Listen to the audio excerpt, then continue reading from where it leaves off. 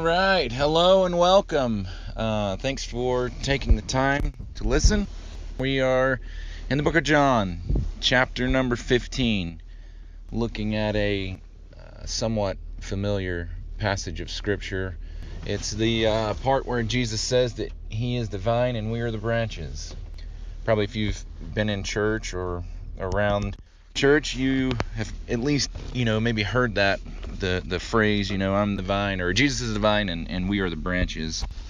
Probably heard that. And so we're going to take a look at that passage. It's found in John chapter 15. If you have a chance, it's always a good idea to put your own eyes on these words. It doesn't necessarily matter the translation. It's just always a good idea to look at it so you can at least verify what's being said. But I think there's more to it. It's a good idea to look at it. So, like I said, John 15, I'll read the first few verses, and we will try to hone in on maybe the first two. So here it goes. John 15, verse 1 says, I am the true vine, and my Father is the vine dresser. Every branch in me that does not bear fruit, He takes away. And every branch that does bear fruit, He prunes, that it may bear more fruit. Already you are clean because of the word that I have spoken unto you. Abide in me, and I in you, as the branch cannot bear fruit by itself unless it abides in the vine, neither can you unless you abide in me. I am the vine, and you are the branches. Okay, so we'll stop there, and we'll take a little bit closer look at just verse 1, where he says, I'm the true vine, and my Father is the vine dresser. So this is kind of a long, I guess you'd call it a long discourse of Jesus talking with his disciples just before he was going to be crucified. It was the night before. And there, where the Last Supper takes place and the washing of the feet and all of that stuff, it takes place during this night while Jesus is speaking these words. And it says that he knew that he was going to die. He gathered his friends around him. He began talking to them. And the long discourses from John 13, 14, 15, 16, and 17. Like if you look, especially, 14, 15, 16, 17, they're all, basically words of Christ. They're all red letters. And I think it's important to know what was taking place and who was there. Those are always really good things to establish anytime you look at a passage of Scripture, so you can try to understand the context of what's going on. So like I said, Jesus is this is the night before his crucifixion, and he knows what all he is going to undertake, and that whole it's a major event, and there's a lot of physical, emotional, and nothing that we would ever understand, but there's a lot of pain that he is going to endure. And as well as his disciples, he's going to be separated from them. He says, he knew that all of them would basically walk away from him, but he wanted to encourage them. I think that's important to know because, not that, Hollywood always creates the best picture, but many times, they would have like what I would call like a death scene, some old grandmother or something like that, knows she's going to pass on, and she would, be talking or conversing with a significant person in their life. And, what takes place during the scene, not that this is necessarily reality, but, I would argue that it really is, if you knew you're going to die and you had people that you love and that you care about, what is on your heart? What are you going to share? I mean, I think those are important things to at least take note of. Because many times, I don't know how many times I've heard this message, or this passage, be spoken about or on, or a sermon that includes these, but it was always presented in a negative light. That was just my experience. I always heard it in a negative way.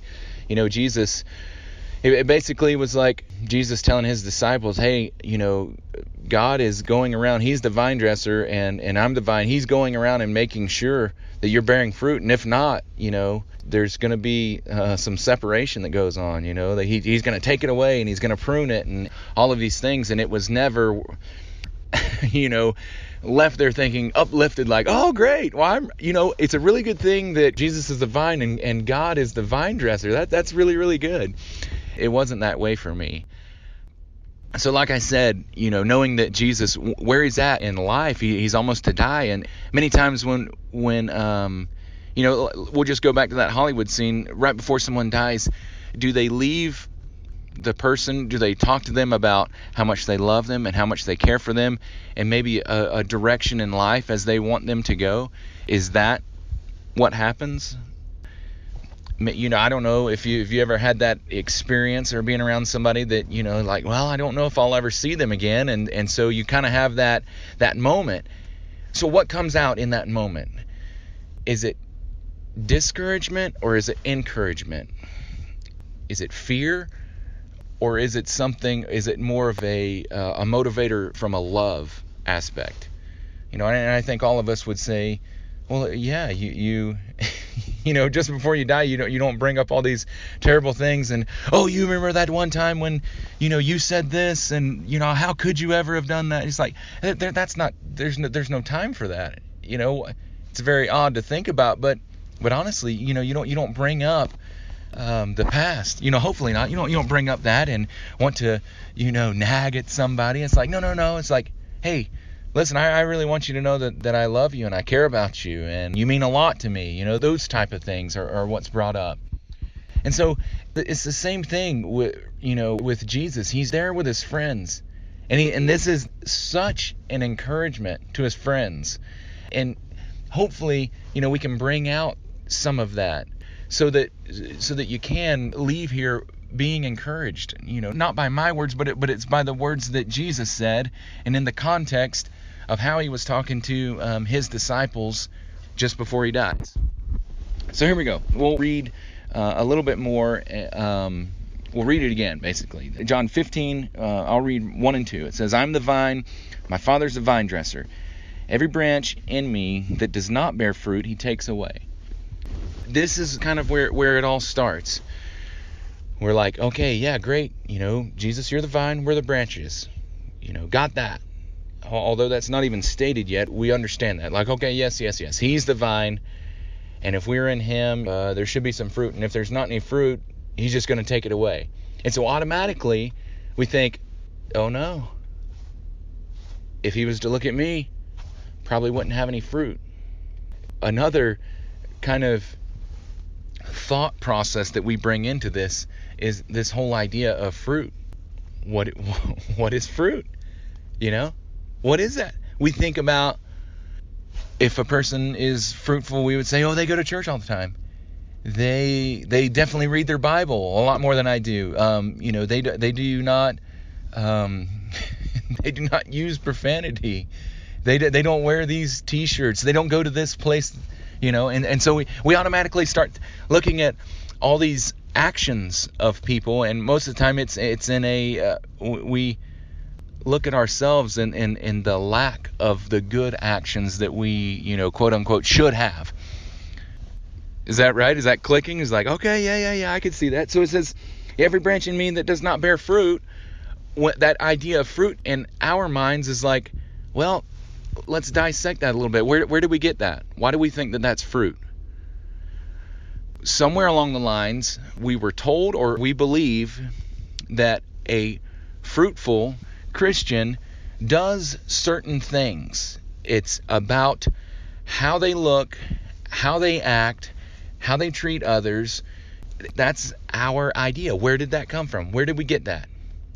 A lot of times you have to slow down and think about how you think.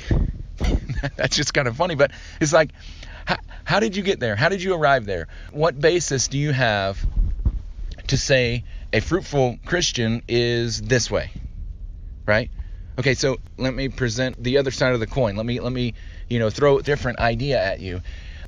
This is found in Galatians chapter 5, and it talks about the fruit of the Spirit. And it says, the fruit of the Spirit is love, joy, peace, patience, gentleness, and it lists on a few more. But let's look at the first three. Love, joy, and peace.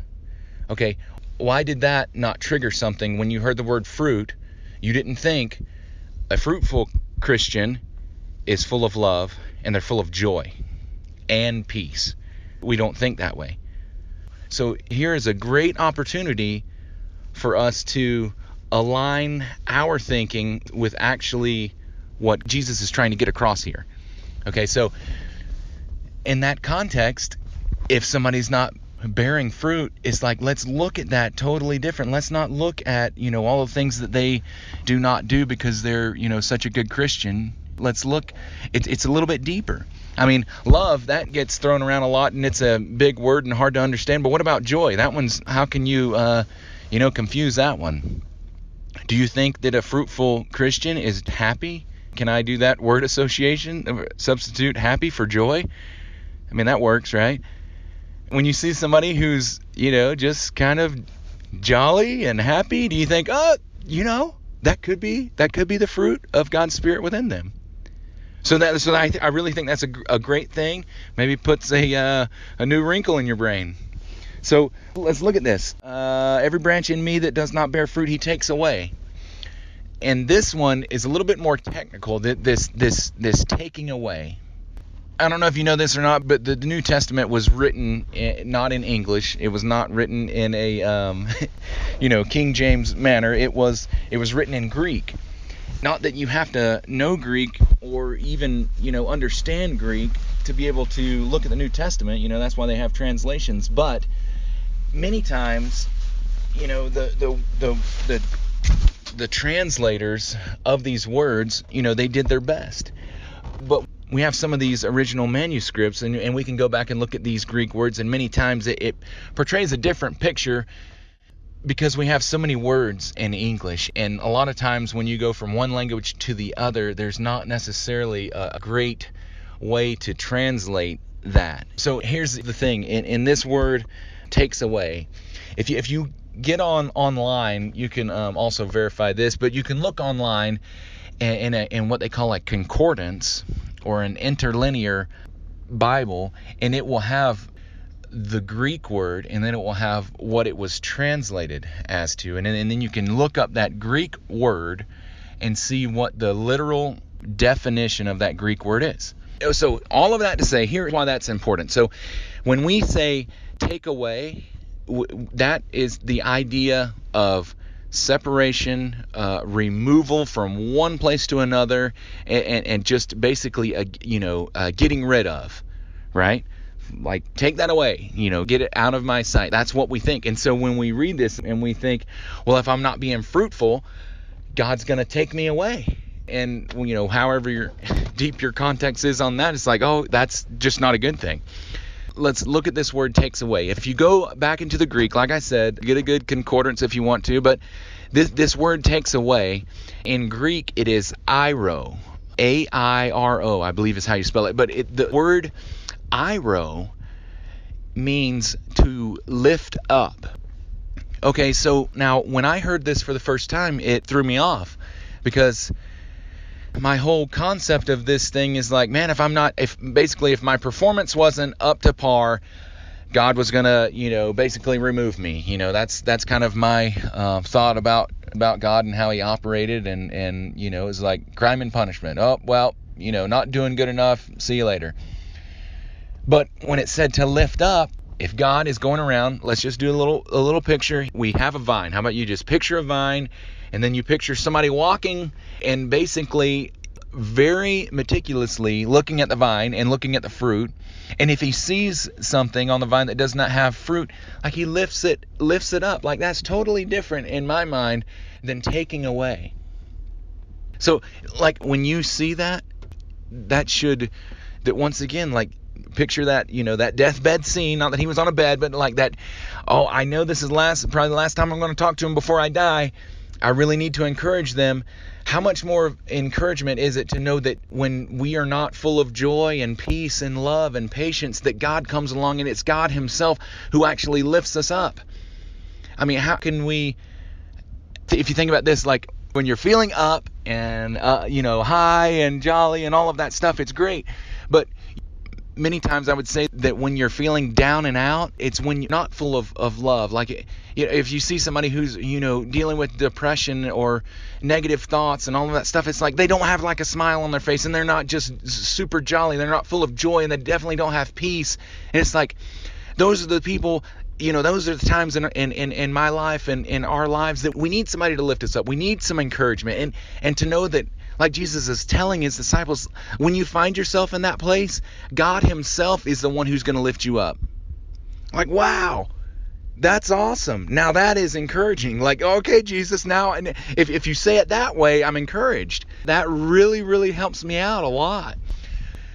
Anyway, I really want to kind of establish that, knowing where Jesus was at, knowing who he was talking to, getting an understanding of that whole context of where it is, and then also seeing that, man, this is actually encouragement. It's not Jesus saying, I guess maybe a typical interpretation is like, basically, you guys get your act together because God's going to come around and separate you if you're not. You're going to be, separated from me. It's like, no, that's not what he meant. That's not what he said. What he's saying is, hey guys, guess what? I'm divine, and we are connected to each other. And when you are feeling down and out, which happens to us all, when we get down, when we get out, when our tank is low, when we don't have all the love that we need, when we don't have all the joy, when we don't have that peace, and we need to be lifted up, guess who's going to do it? It's God himself. He's the one who's going around looking for it anyway, and he's going to lift you up. So I guess I'll try to finish it up with that. But just know that what an encouragement. What an encouragement to know that Jesus loved his disciples and loves us so much to give us these words and to show us how God operates and where we fit in this whole operation of God's love, like how it all takes place. I'll wrap it up with that. Thanks again for listening, and just be encouraged and know that it's God who is going to lift you up in your greatest time of need.